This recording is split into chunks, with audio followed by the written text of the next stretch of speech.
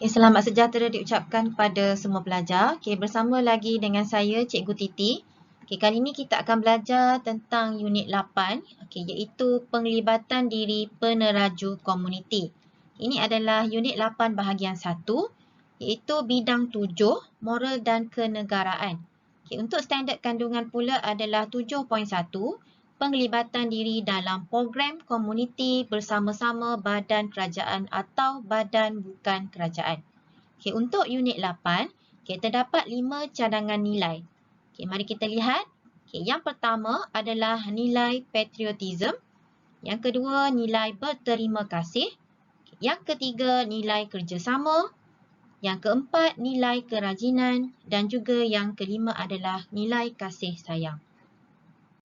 Seterusnya pelajar, untuk standard pembelajaran, pada akhir pembelajaran pada hari ini, diharapkan semua murid dapat yang pertama, memberi contoh program komuniti yang boleh dilaksanakan bersama-sama badan kerajaan atau badan bukan kerajaan.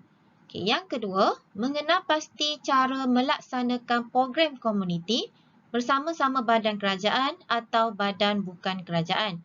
Dan yang ketiga, menghuraikan kepentingan melaksanakan program komuniti bersama-sama badan kerajaan atau badan bukan kerajaan. Maknanya untuk bahagian 1, pelajar akan tahu apakah contoh-contoh program komuniti. Yang kedua, bagaimana cara nak melaksanakan program komuniti tersebut. Dan yang ketiga, apakah kepentingan melaksanakan program komuniti itu.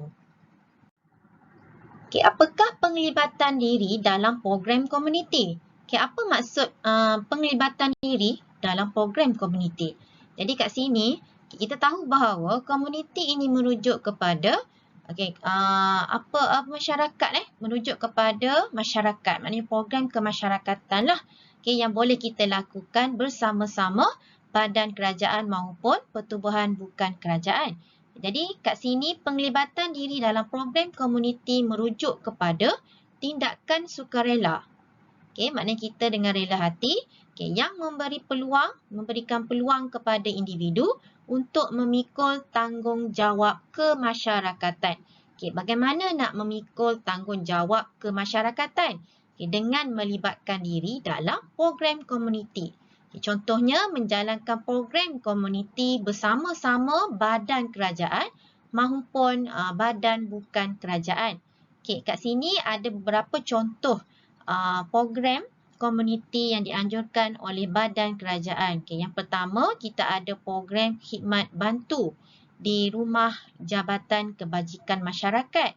Yang kedua, kita juga ada program cegah COVID-19 di bawah Kementerian Kesihatan Malaysia. Dan yang ketiga, kita ada program prihatin keluarga angkat, iaitu Protect, dan Pertubuhan Keselamatan Sosial, iaitu PKSO. Kat sini, untuk pertubuhan bukan kerajaan pula, kita ada contoh program yang di bawah badan bukan kerajaan yang dianjurkan oleh pertubuhan bukan kerajaan seperti pendidikan untuk anak-anak orang asli, iaitu di bawah Yayasan Salam Malaysia, dan kita ada program penjagaan haiwan liar, itu Trap, Neuter, Release, Manage, TNRM Malaysia. Dan kita ada juga program pendidikan kanak-kanak oleh Yayasan Sabah. Seterusnya pelajar, apakah contoh program komuniti yang kita boleh bersama-sama buat ataupun kita boleh sama-sama turut serta bersama badan kerajaan atau pertubuhan bukan kerajaan yang dianjurkan oleh badan kerajaan maupun bukan kerajaan. Jadi kat sini ini ada beberapa bentuk program komuniti. Contohnya dari segi bantuan fizikal, kita boleh membaik pulih rumah ataupun pembinaan kemudahan awam serta infrastruktur seperti balai raya, rumah ibadat dan saliran air di kawasan-kawasan seperti pedalaman ataupun membaik pulih rumah ketika berlakunya banjir, contohnya bencana alam seperti banjir ataupun tanah runtuh. Itu adalah bentuk bantuan fizikal. Manakala dari segi pembangunan pelancongan pula, Okay, program komuniti yang kita boleh turut sama sertai adalah seperti program Inap Desa, sistem tagal, perusahaan kecil dan juga sederhana. Okey, ini untuk membantu perusahaan ataupun industri desa terutamanya untuk membangunkan dari segi sektor pelancongan. Okay, jadi di sini pelajar, apakah sistem tagal? Okay, di sini kita ada perkataan yang belajar. Okay, tengok ini adalah sistem tagal. Okay, apa itu sistem tagal? Okay, merujuk kepada buku teks. Okay, sistem tagal ni adalah satu kaedah pengurusan biosfera. Okay, kat mana yang popular di Sabah? Ini adalah sistem yang dijalankan di Sabah yang melibatkan masyarakat tempatan dengan pihak kerajaan. Okay, di mana objektifnya adalah untuk pemeliharaan dan perlindungan sungai. Dan juga pengurusan sumber perikanan sungai. Maknanya sistem ini adalah untuk pengurusan biosfera yang dilakukan di Sabah lah. Okay, yang melibatkan kerjasama antara masyarakat tempatan dengan pihak kerajaan di Sabah. Okay, itu adalah maksud sistem tagal. Okay, seterusnya pelajar. Okay, untuk contoh program komuniti yang seterusnya adalah dari segi bantuan kemanusiaan. Okay, kita boleh mendaftarkan diri sebagai sukarelawan. Okay, ataupun memberikan khidmat nasihat dan program ramah mesra untuk mangsa-mangsa bencana alam seperti banjir. Seperti dalam gambar ni adalah banjir. Itu adalah salah satu bentuk program komuniti. Contoh program komuniti untuk dari segi bantuan kemanusiaan. Dari segi kelestarian alam pula, bagi melestarikan alam sekitar, nak kekalkan alam sekitar yang bersih, apa contoh program komuniti? Yang paling sinonim dengan alam sekitar yang kita pun selalu buat adalah contoh ialah gotong royong. Paling simple adalah gotong royong. Ataupun boleh menanam semula pokok, iaitu penanaman pokok, penempatan haiwan terbiar dan kita juga boleh lakukan aktiviti kita semula. Ini adalah contoh program komuniti yang masyarakat boleh turut serta bersama dengan badan kerajaan maupun pertubuhan bukan kerajaan. Seterusnya pelajar, dari segi aktiviti riadah pula, apakah contoh program komuniti? Program komuniti seperti larian amal, larian atau aktiviti yang kita lakukan untuk beramal, memberi sumbangan kepada mereka yang memerlukan bantuan, ataupun sukaneka komuniti. Jadi kat sini beriadah sambil beramal. Kita lakukan aktiviti larian amal contohnya. Ataupun dari segi program kesihatan pula, contoh program komuniti seperti boleh menderma organ atau darah, atau turut serta dalam kempen anti dadah dan melakukan saringan kesihatan terhadap contohnya mangsa-mangsa bencana alam seperti banjir, tanah runtuh ataupun terhadap golongan yang kurang upaya maupun golongan tua atau gelandangan yang memerlukan bantuan.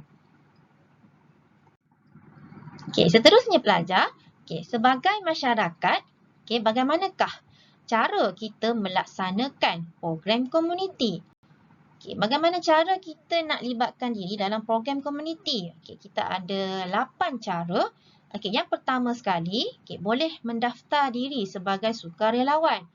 Ada macam-macam sekarang, contohnya sukarelawan pada keadaan kita sekarang COVID-19, mungkin kita boleh daftarkan diri sebagai sukarelawan untuk membantu frontliner contohnya.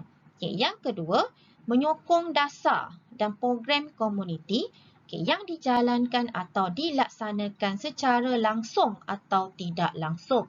Maknanya apa-apa program komuniti yang dilaksanakan atau dianjurkan oleh kerajaan ataupun badan bukan kerajaan, kita perlulah sokong 100% program tersebut.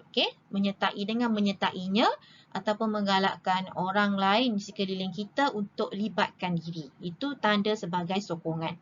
Yang ketiga, boleh memberi sumbangan. Kita boleh memberikan sumbangan. keperluan asas seperti pakaian, makanan kepada pihak yang memerlukan. Terutamanya golongan yang memerlukan bantuan seperti contohnya gelandangan ataupun golongan kurang upaya ataupun mangsa-mangsa bencana alam seperti banjir. Yang keempat, boleh juga mempromosikan program komuniti dalam media massa. Terutamanya sekarang kita terdapat banyak media massa seperti Facebook, laman-laman sosial yang lain. Jadi, sebagai masyarakat, bolehlah mempromosikan program komuniti yang dilaksanakan. Contohnya program gotong royong lah yang dijalankan di kawasan kediaman contohnya. Jadi, bagaimana kita nak melaksanakan, nak menjayakan program tersebut dengan mempromosikan program tersebut. Yang kelima, bolehlah meluangkan masa dan juga beri sumbangan tenaga dalam menjayakan program komuniti tersebut. Kita boleh luangkan masa dan juga menyumbang tenaga. Contohnya, jika ada kejadian banjir, bencana alam seperti banjir, kita sebagai sukarelawan bolehlah meluangkan masa dan sumbangkan tenaga untuk membersihkan kawasan kediaman, membersihkan kawasan kediaman yang berlumpur akibat banjir. Yang keenam, kita sendiri perlulah melibatkan diri. Kita libatkan diri sendiri dalam program tersebut.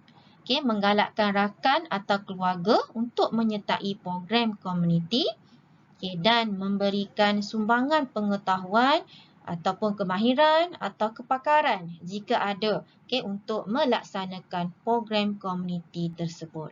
Jadi kat sini ada 8 cara untuk melaksanakan program komuniti.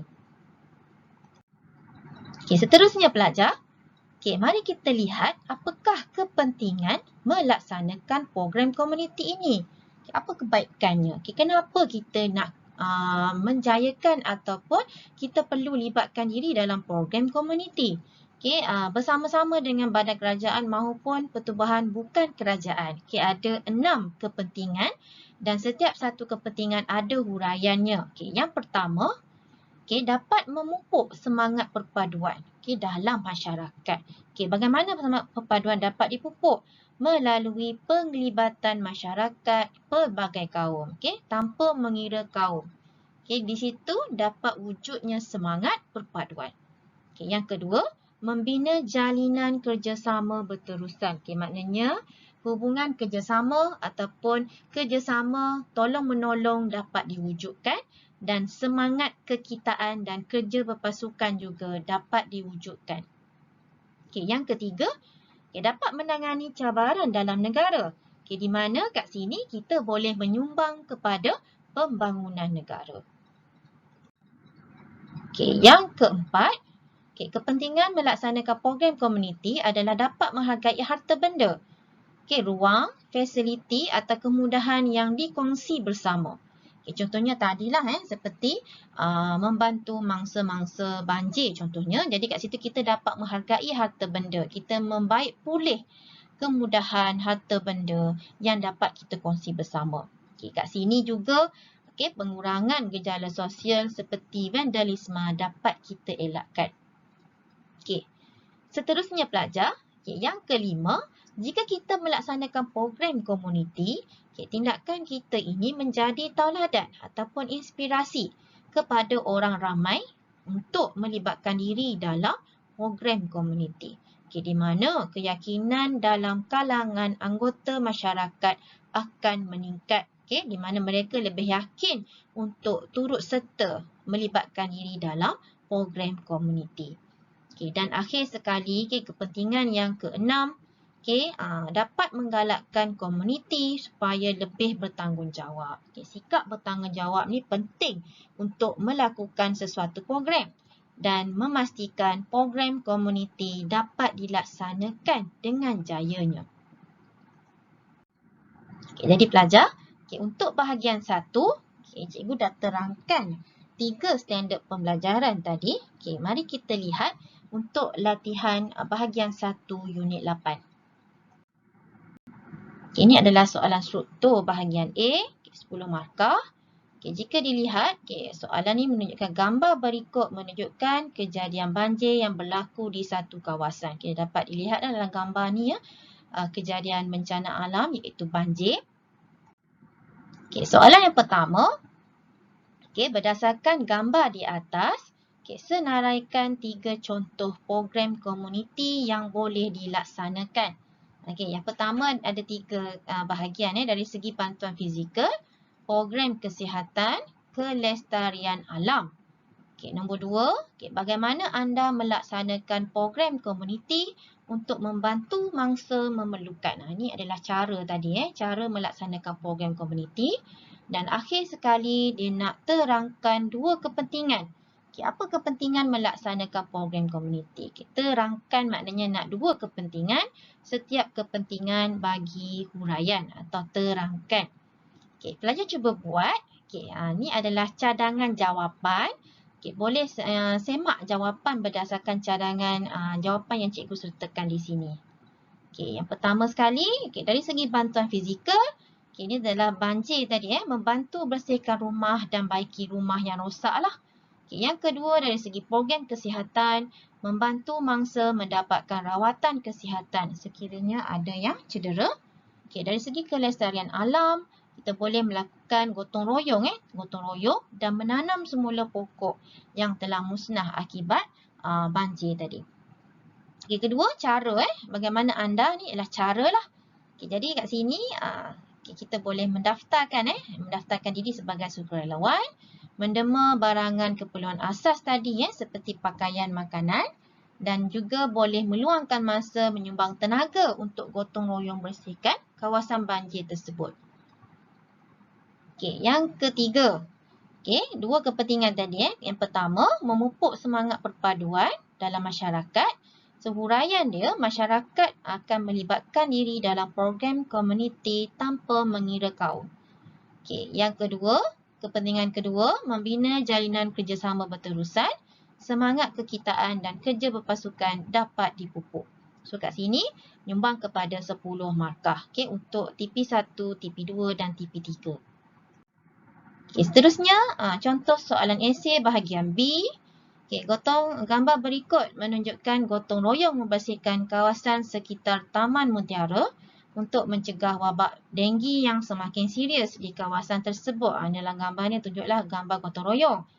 Soalan dia, wajarkah penduduk di Taman Mutiara menyertai program gotong royong tersebut? Wajarkah? Pelajar kena jawab wajar atau tidak wajar.